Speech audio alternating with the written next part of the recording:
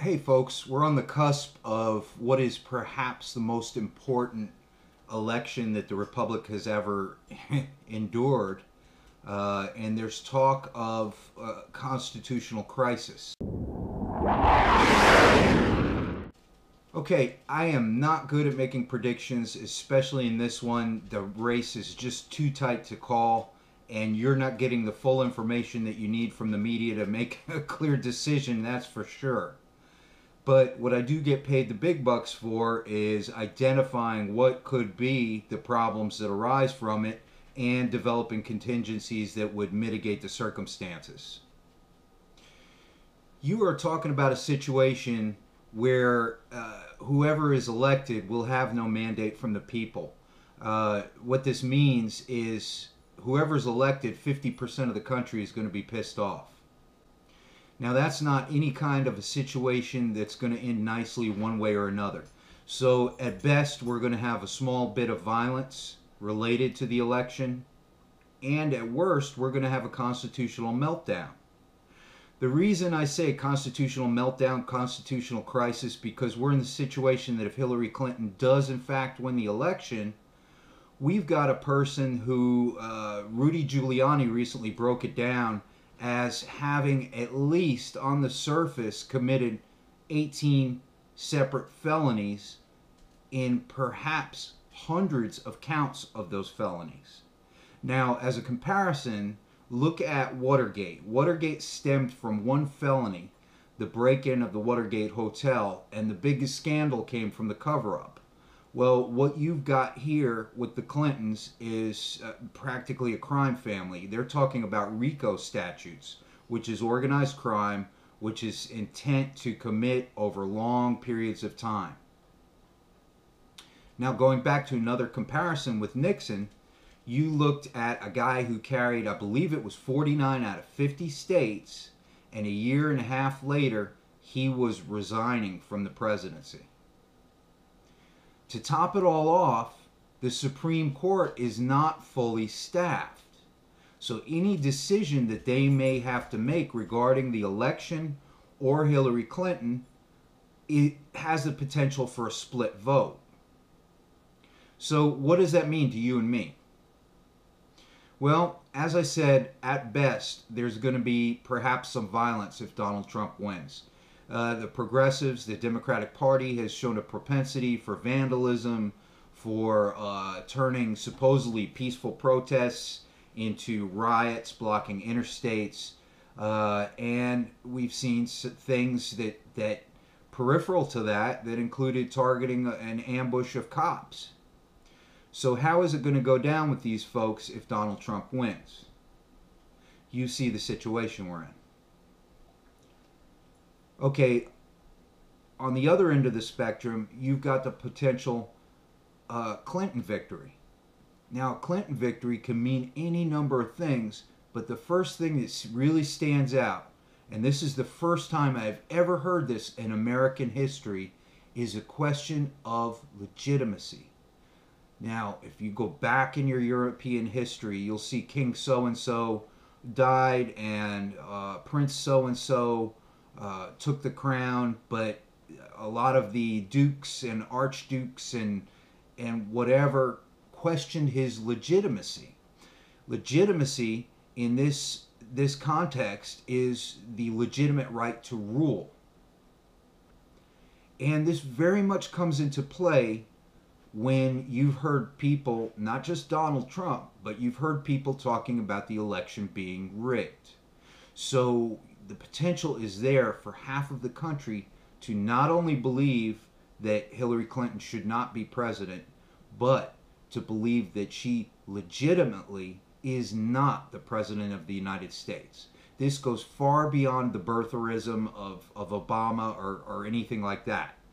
So let's break it down. What's already going on? Well, guess what? Bulk ammo is starting to disappear off the shelves. It's starting to disappear from internet suppliers. It's getting very scarce, and I bet the price is about to go up. The price is going up on quality firearms, especially AR-15s.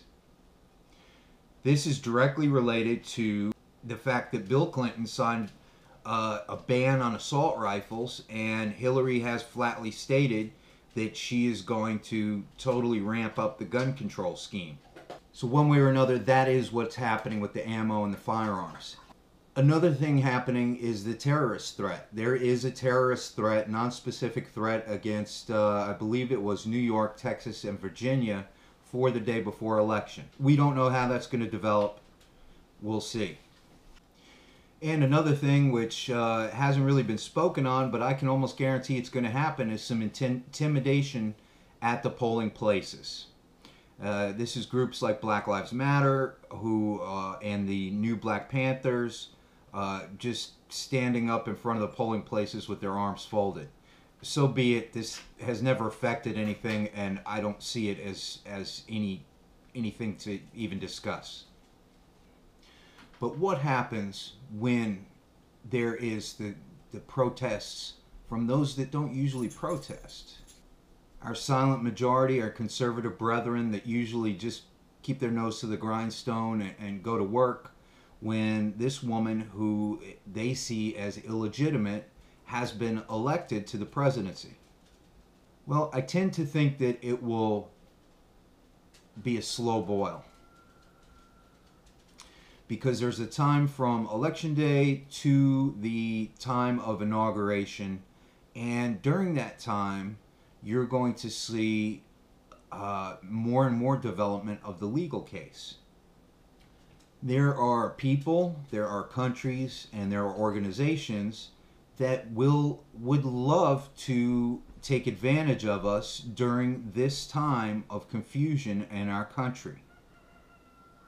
What does that mean? Do I see Russia or China launching a nuclear attack? No, not really, because that's directly attributable to them, and we can retaliate at that point. What I do see is, if there is a stutter step, the potential exists for hacking style attacks. Mark my words on this, what we've seen in hacking so far doesn't even scratch the surface. And believe me, we give as good as we get. But imagine for a moment if you could not ring up your purchase, if you could not access your ATM, if you walked into the bank and they could not access your account information. Imagine how much confusion this would cause in our society. Believe you me, this has the ability to shut us down, to cause so much stoppage in our society that things stop moving. I also believe that this would be the first step in any type of World War III scenario, because it's very hard to backtrack. It's very hard to find out who it actually is. Now, the Democrats have been shouting far and wide about this being the Russians hacked. The Russian did this. The Russians hacked us. And it's just been proven not to be true. First off, Hillary's server was hacked by as many as 7 different foreign intelligence networks. Secondly, a lot of internet traffic goes through Russia. And thirdly, they seem like the convenient ones to blame. So here we are under a major hack attack, and there's massive confusion in the country, while at the same time the country has just been torn asunder by this election. Well, what does it mean? It means you can't get things that you need. It means that you can't go to the bank. It means that perhaps President Obama declares a bank holiday in which no financial transactions will occur until the bank holiday is lifted, to therefore prevent further panic. What I'm getting at is, at worst case scenario, you could be left high and dry. Now, if you're a beginning prepper or never prepped before, the very first thing you need to do is this weekend you need to go ahead and buy some bottled water and put it up. You need to get 3 days of food and put it up. And you need to review with your family what needs to happen during an emergency. Who's going to pick up the kids from school if it occurs during the workday, how everybody's going to get home, and what routes they're going to take. On Monday, you need to go down and update, refill all prescriptions. You also need to stop at the ATM or the bank and get some money out, a pretty good bit, and put it in your pocket. Cash will still be good, but that card won't work. If you need fuel oil, propane, or firewood to get through a cold snap, you ought to make sure you're topped off right now. And speaking of topping off, you want to make sure that any rechargeable batteries are charged up fully before Election Day, and your fuel tanks in your cars are fully topped up. And you want to maintain this posture, if you will, right through the inauguration.